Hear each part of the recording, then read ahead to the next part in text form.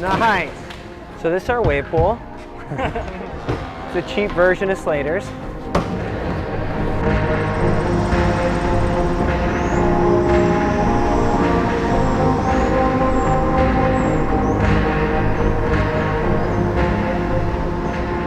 Proof Lab opened 2004.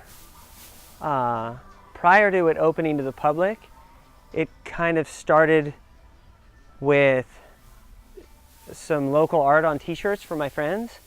I saw that there was kind of a niche that no one was really supporting, but there was no intention of like a shop or anything.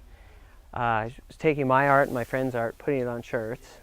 Then I met up with Will. He had a video camera. We made some videos, threw some parties, kind of went our separate ways for a second, did some other things, kind of came back and said, hey, this area needs a shop. So we started in like a 600 square foot store. Will would work it 3 days. I would work it 3 or 4 days. If the surf was really good, we would just close it. It was kind of amazing. And we bumped it up a little bit. We've had a ramp in each location. And then now we have 3 stores. So back this way. It's kind of like a boat. We've got some Mavs boards, that kind of thing. Almost like a surf museum. Like this is an Andy board. And I guess he beat Slater on this board in Japan. And that's how this whole thing came about. So then that's another one of our stores. Kind of a little bit of a different vision. There's a women's section, a guys section, a little camping section. What else? A little fragrance section. Yeah, get your apothecary on. That's how we're doing it.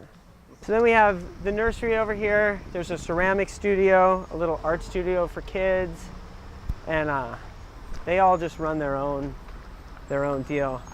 And here's Dan, the man, the myth, the legend himself. My boy, Lord Tron.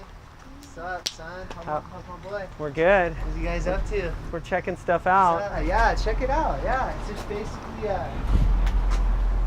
all California native flora, and everything's natural. We're at the beach, so we're collecting lots of pieces.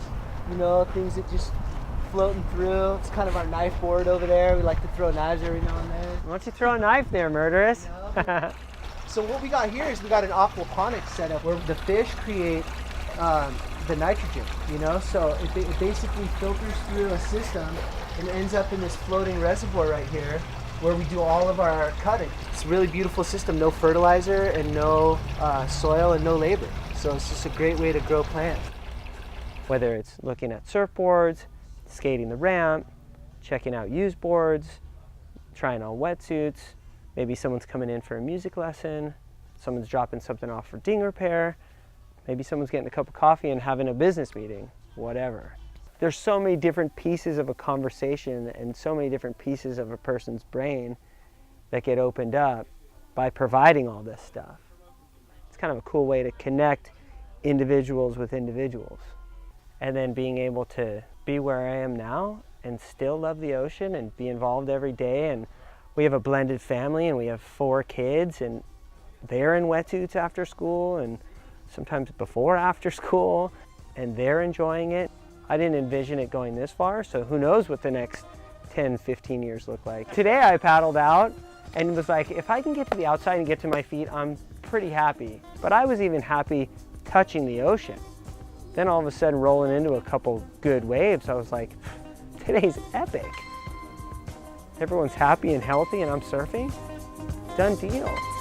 That's like a lotto ticket.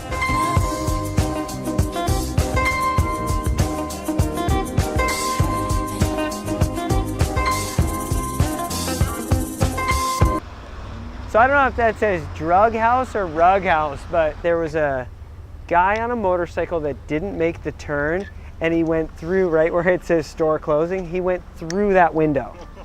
But other than that, no other humans entered or exited in 30 years. No idea what goes on in there.